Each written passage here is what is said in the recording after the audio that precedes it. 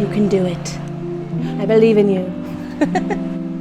This smells like heaven. It's so delicious. I mean, butter, sugar, and cinnamon. Is there anything better than that? I don't think so.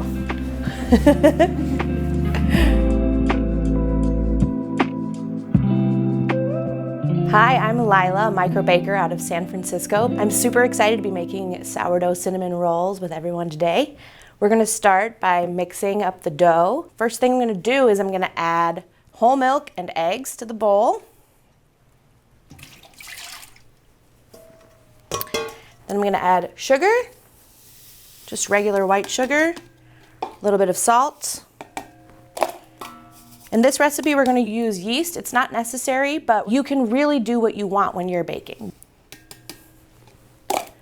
Then we've got this beautiful stiff starter. It's made with a less flour to water ratio than you would normally do. It makes it stiffer and it gives you a little bit more control over your rising time. And we're also curbing the acidity because we added sugar to the starter. You can really do what you want by using instant yeast, different kinds of starter. You can make it go faster, you can make it go slower. The temperature of your ingredients, they all make a difference. You can speed it up, slow it down, however you want to do it. Now we're gonna add our flour. This is a mixture of all-purpose flour and bread flour. I like to use the bread flour for its strength. That way you can prove it for a really long time and it still stays pillowy and really nice and soft. But the all-purpose flour kind of balances that out by giving you the lightness and not as chewy. Remember to always start your mixer slowly so you don't get covered with flour. And then as it starts to mix in, you can turn up your mixer. We're just gonna let this mix for a couple of minutes until it all comes together. Then we're gonna let it sit for about 15 to 20 minutes to let the flour absorb the liquids. Once it's relaxed a little bit, we're gonna add our butter in and fully develop the dough. You're not trying to develop any gluten. It doesn't have to mix for a very long time. You just don't want it to be lumpy at this stage. So now that we've let our cinnamon roll dough mix initially before we add our fat, we're gonna take a bowl scraper and we're gonna scrape down the sides of the bowl in the middle right here just to make sure that there aren't any remaining pockets of flour. You wanna make sure that you don't skip this step because if you go in and find a huge clump of flour at the end that hasn't been mixed in, it can kind of ruin your dough. I'm gonna take a little piece of this dough to show you that it already is a little bit stretchable. You can keep it together. And while of course you're not really gonna get that true window pane, you can see that the flour is already hydrated. It's not just clumping, it's stretching already. Now we're gonna mess that all up by adding a bunch of fat. If you're doing this at home and you're using a little KitchenAid stand mixer, you wanna slowly add your butter in one at a time so that you're not overwhelming the motor of the stand mixer. This guy's fine, it's good to go. He's not gonna get overwhelmed by this dough. Slowly increase the speed. Once this is a little bit incorporated, I'm gonna add the other half of my butter. This mixing process is gonna take a while. You have to mix this until the dough completely comes off the sides of the bowl. Right now, it has started to mix in, so I'm gonna go ahead and lift this up and add my second butter amount. Start the mixer up again. Once it's a little bit mixed in, I'm gonna increase the speed. But something that's very important during this stage is that you don't overmix the dough. If you mix the dough for too long and it gets heated up, it starts to degrade the gluten, and then you're never gonna get the strength and the light pillow growth once it bakes in the oven. So you do have to keep an eye on this. If you have a really nice professional spiral mixer like this, it shouldn't take more than 10-15 minutes. With a stand mixer like a KitchenAid, an at-home stand mixer, it can take up to 30-35 minutes, but you want to keep it on the lowest setting or you can burn out the motor of the mixer. Now we're going to let this mix until it really develops and comes together. It's going to take a little while. So when the dough has reached this stage, you might be tempted to pull it and think that it's ready. It's starting to come together. It looks really nice and pillowy, but when I pull it out, it's kind of a mess again. It has less development than it had before I added the butter. So if you see your dough at this stage and you pull it out and it does this, it's not ready. Keep going.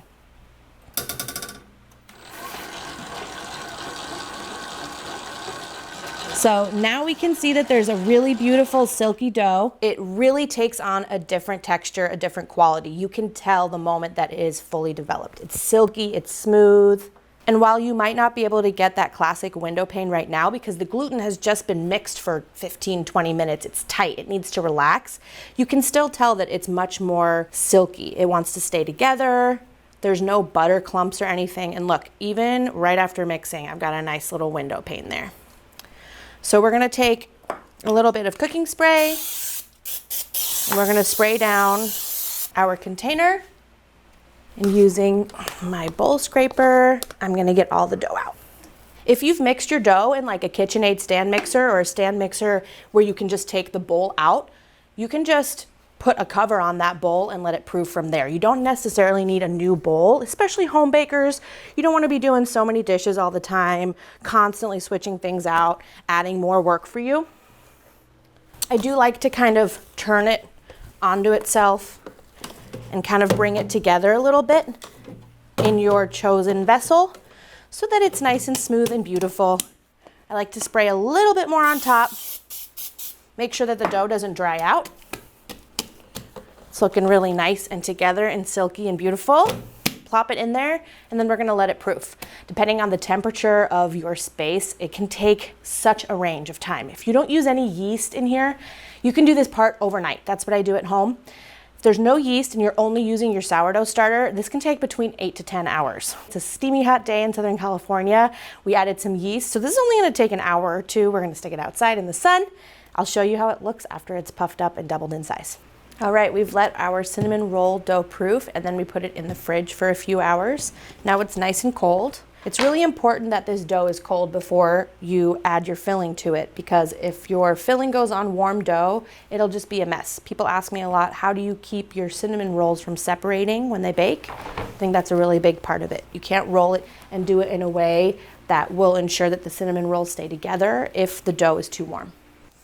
I always like to go out on the corners to make sure that my dough stays square so that you don't go totally rounded. It's super easy to have the edges rounded, and then your edge pieces are much thinner than the rest of your pieces. Don't be afraid to touch your dough during this process and make sure that it's separating from your countertop. If it's sticking and you roll it all the way out, it's a little bit too late.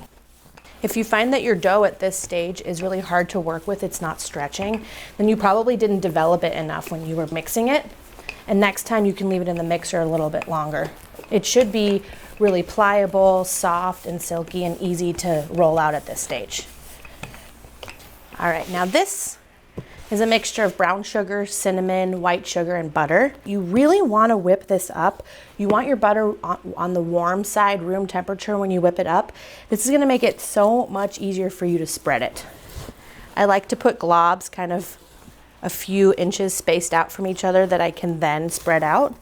If you put it all in one spot, it's really hard to then spread it evenly on the rest of the surface of the dough. You want to try to keep it as even as possible. So if you were to use butter that was on the cooler side, it would be really hard to get this to spread. So if you're feeling like your filling is a little bit soft, that's way better than your filling being a little bit hard.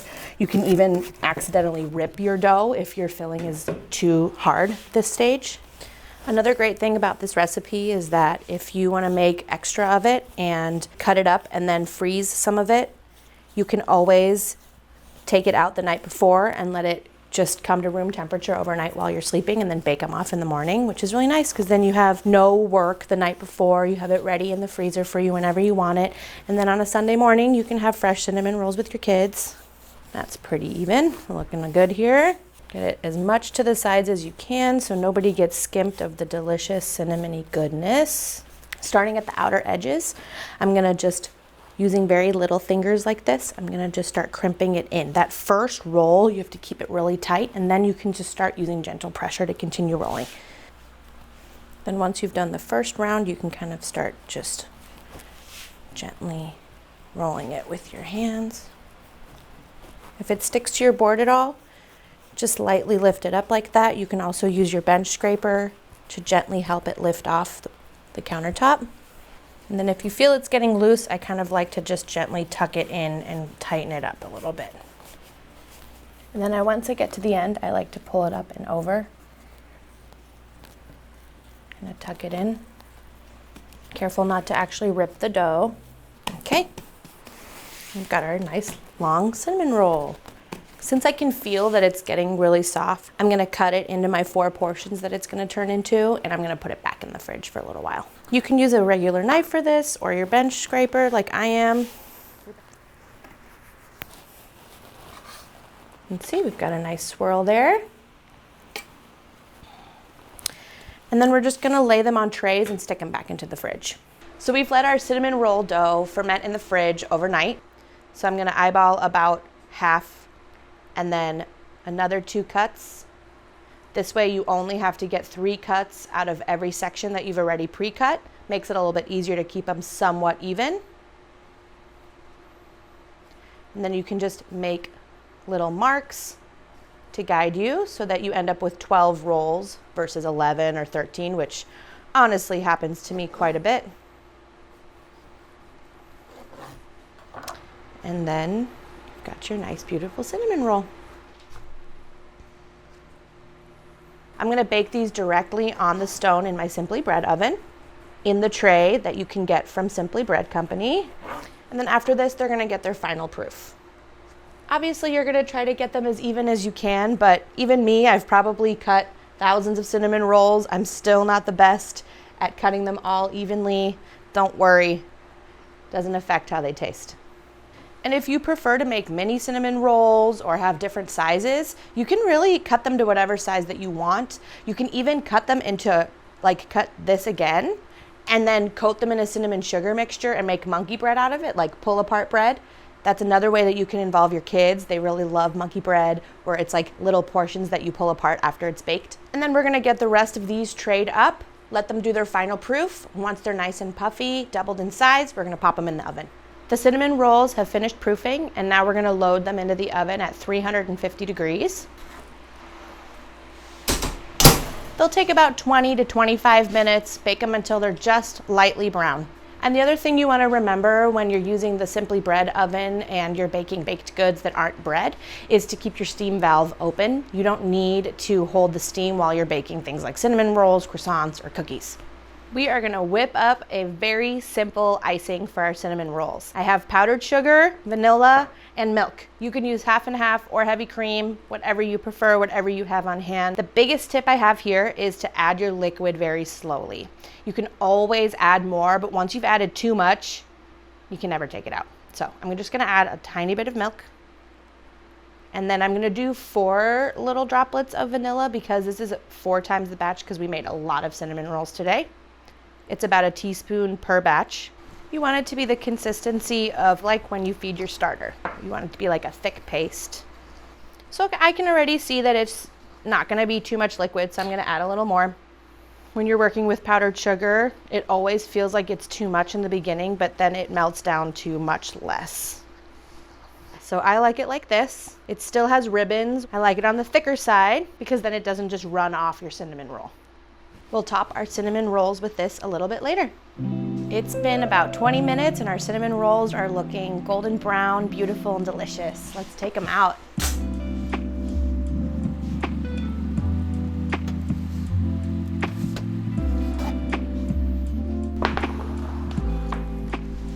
And here they are, freshly baked out of the oven. They smell amazing, all that cinnamon and brown sugar coming together. I can't wait to bite into them. Now to finish off our beautiful cinnamon rolls, we're gonna add our glaze, frosting, icing, whatever you wanna call it. Oh yeah, see that? That delicious goodness. A little cinnamon caramel at the bottom. That is my favorite part right there. My kids will not forgive me if I don't add the glaze onto these. And there we have it. Beautiful sourdough cinnamon rolls.